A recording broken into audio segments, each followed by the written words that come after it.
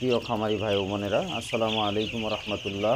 আমি মোহাম্মদ হেলালুদ্দিন আমেনা এগ্রোর পক্ষ থেকে জানাচ্ছি শুভেচ্ছা। আজকে আপনাদের সামনে যে বিষয়টি নিয়ে কথা বলবো তা হলো মুরগির ঘাম্বুরু এবং রক্ত আমাশায় আক্রান্ত হলে কি করবেন বা কী চিকিৎসা দিবেন।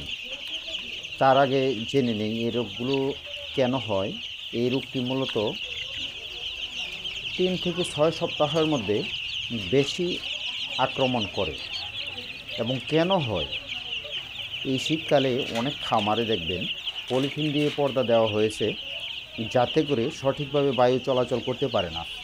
তাতে সমস্যা হয়। লিটার ভেজা থাকে, খাদ্যের পাত্র কম থাকে, পানির পাত্র কম থাকে, পশু পাখির অবাধ বিচরণ, ভ্যাকসিন সঠিকভাবে প্রয়োগ না করলে আপনার খামারের মুরগিগুলো ঘাম্বুরু রোগে আক্রান্ত হতে পারে। এই রোগ হলে কীভাবে বুঝবো, সেই বিষয়গুলো নিয়ে একটু আলোচনা করি। প্রথমেই আপনি দেখবেন মুরগির সাদা পায়খানা থাকবে, চুনা পায়খানা, পিচ্ছিল, ঝিম ধরে থাকবে এবং শীত শীত অনুভব করবে।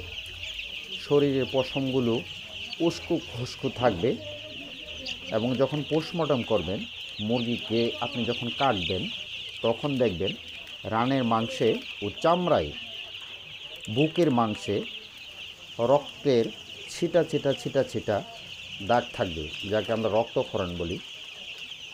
প্রভেন্টিকুলাসের মধ্যে দেখবেন একটা রক্তের রেখা থাকবে। বার্সাটা ফুলে যাবে যখন এটাকে কাটবেন। ভিতরে দেখবেন পুঁজের মতো হয়েছে।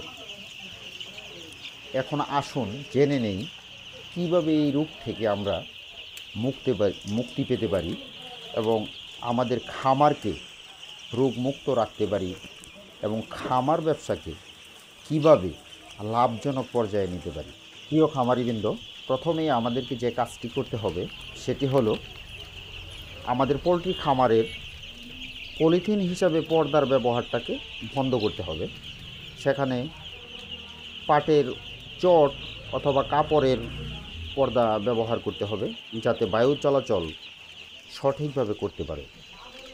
তাহলেই মোটামুটি এই ধরনের সমস্যা থেকে আমরা পরিত্রাণ পেতে পারি। আরেকটা ব্যাপার হলো, অনেক পোলট্রি খামার আছে মুরগি অনুযায়ী খাদ্যের পাত্র কম দেওয়া থাকে, পানির পাত্র কম দেওয়া থাকে এবং অনেক জায়গায় দেখবেন যে মুরগির পরিমাণ বেশি কিন্তু জায়গার পরিমাণ কম। এই ধরনের হলেও আপনার খামার কিন্তু ঘাম্বুরু রোগে আক্রান্ত হতে পারে। আপনার পোলট্রিতে যদি লিটার ব্যবস্থাপনাটা যদি ভালো না থাকে তাহলে শুধু ঘাম্বুরু নয়, অনেক রোগে আক্রান্ত করতে পারে। রক্ত আমাশা হতে পারে, এন্টারাইটিস হতে পারে, সালমোনেলা হতে পারে, আপনার রানীক্ষেতে আক্রান্ত হতে পারে। এই জন্য প্রাধান্য দিতে হবে লিটার ব্যবস্থাপনাটাকে। লিটারটা যদি ভালো থাকে তাহলেই আপনার মুরগিগুলি ভালো থাকবে। এই জন্য আমাদেরকে কী করতে হবে? অধিক পরিমাণে খাদ্য দিতে হবে, খাদ্যের পাত্র দিতে হবে এবং পানির পাত্রগুলি অধিক হারে দিতে হবে। আরেকটা বিষয় হলো, ব্যবসার মধ্যে মূল লক্ষ্য এবং উদ্দেশ্য হলো অপচয় রোধ করতে হবে। আপনার খামারে কী পরিমাণ খাবারের প্রয়োজন এবং কতটুকু খাবার আপনি দিচ্ছেন, তা কি মুরগি নষ্ট করতেছে কি না, সেই বিষয়টাও কিন্তু আপনাকে খেয়াল করতে হবে। এই যে খামারটার মধ্যে আমি আসছি, দেখুন কিভাবে খাদ্যের অপচয় করছে। যতটুকু খাদ্য পাত্রে দেওয়া হয়েছে এর চাইতে বেশি পরিমাণে খাদ্য কিন্তু লিটারে ছিটিয়ে ছড়িয়ে রয়েছে। এই জন্য প্রিয় খামারিবৃন্দ, আমরা যেন এই দিকটা অবশ্যই সতর্ক দৃষ্টি রাখি। এখন আসুন আমরা ঘাম্বুরু রোগের কী চিকিৎসাটা নিতে পারি, যেই চিকিৎসা নিলে মোটামুটি আমরা এই সমস্যা থেকে পরিত্রাণ পেতে পারি। আপনারা জানেন আমি দীর্ঘদিন যাবৎ এই পেশায় নিয়োজিত।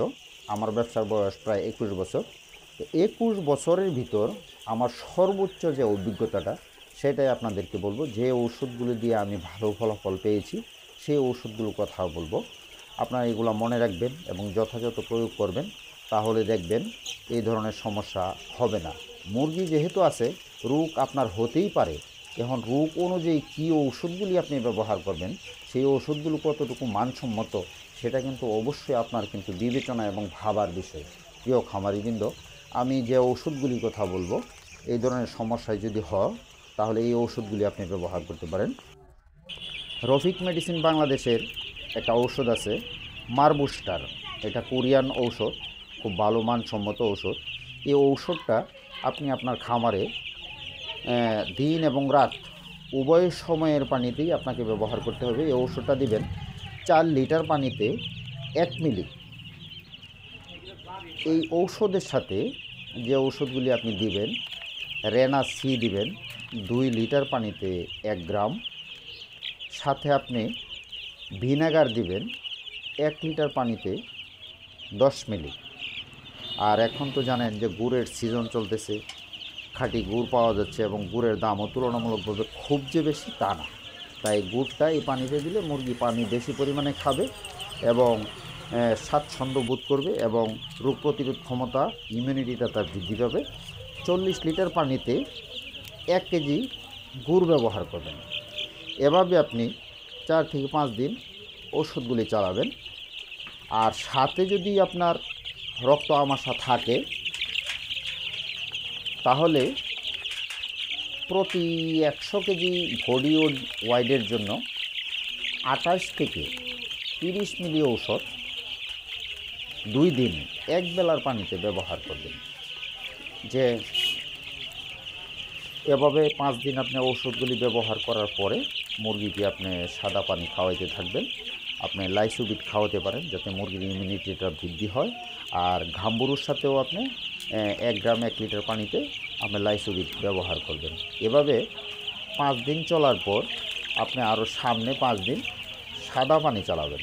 সাদা পানি চালানোর পরে শুধু যে রক্ত আমাশার যে ঔষধটা রেনাঝুরিল, এই ঔষধটা 1 দিন 1 বেলার পানিতে এই বডি ওয়াইড হিসাব করে ওই অনুযায়ী যেটুকু ঔষধ আপনাকে দেওয়া লাগে সেই ঔষধগুলি আপনি ব্যবহার করবেন।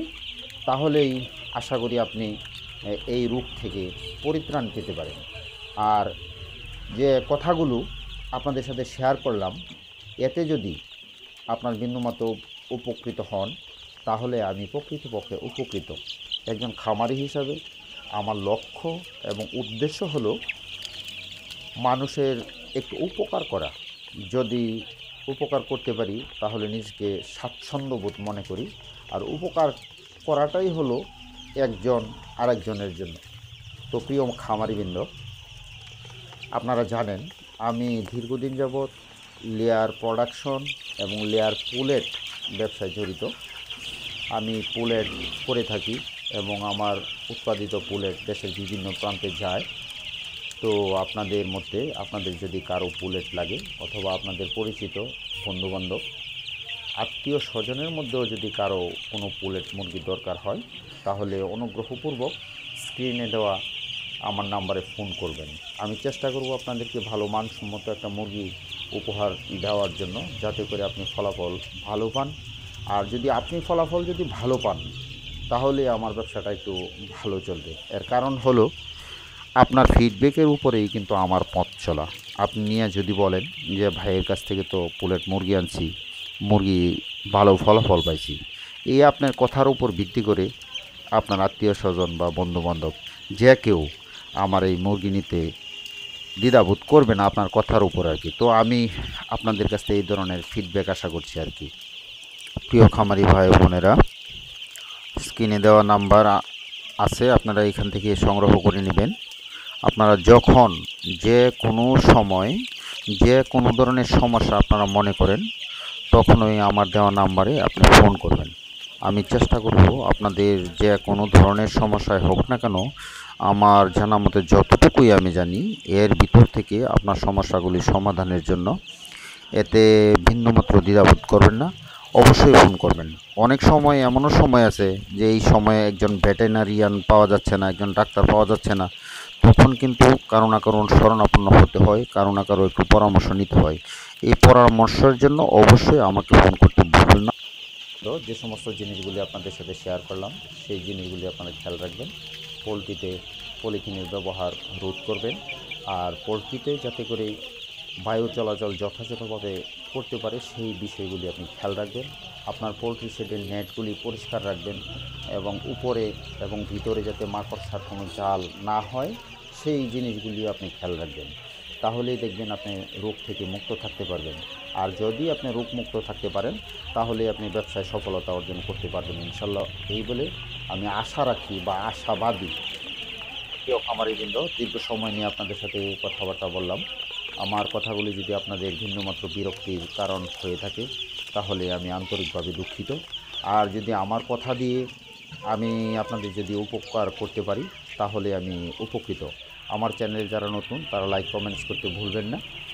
আর যারা আমার চ্যানেলটিকে সাবস্ক্রাইব করেন নাই, তারা সাবস্ক্রাইব করে বেল বাটনটি অন করে দিবেন, যে কোনো সময় আমি নতুন কোনো ভিডিও আপলোড করি তা যেন আপনারা পান। বিদায় নিলাম। আসসালামু আলাইকুম রহমতুল্লাহি ওয়া বারাকাতুহু।